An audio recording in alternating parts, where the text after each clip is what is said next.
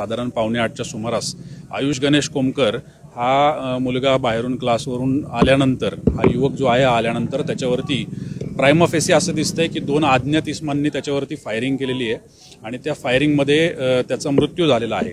आयुष गणेश कोमकर याचे जे वडील आहेत गणेश कोमकर हे वनराज आंदेकर केस या गुन्ह्यामध्ये आरोपी आहेत। वनराज आंदेकर यांचा हा मयत जो आहे हा भाचा आहे।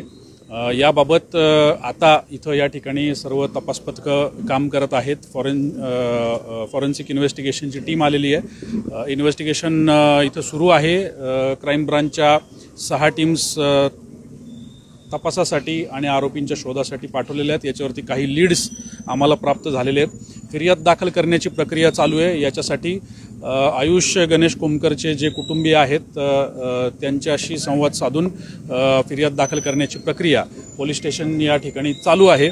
त्याचबरोबर पोलीस स्टेशन समर्थ तसंच फरासखाना आणि झोन 1 च्या सगळ्या ज्या डीबीच्या टीम्स आहेत त्या सुद्धा या तपासामध्ये कार्यरत झालेल्या आहेत।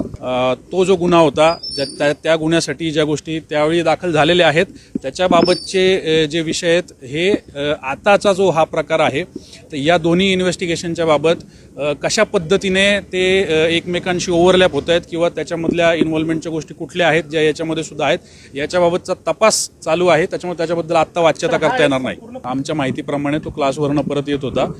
क्लासवरनं परत आल्यानंतर त्याच्या घराच्या खाली पार्किंगमध्ये बेसमेंटमध्ये हा प्रकार घडलेला आहे ज्याच्यामध्ये 2 अज्ञात इसम जे आहेत त्यांनी त्याच्यावरती फायरिंग केलेलं। हा मयत जो आहे याचा सहभाग असल्याबाबत त्यावेळी सुद्धा आम्हाला असं काही निदर्शनास आलेलं नव्हतं।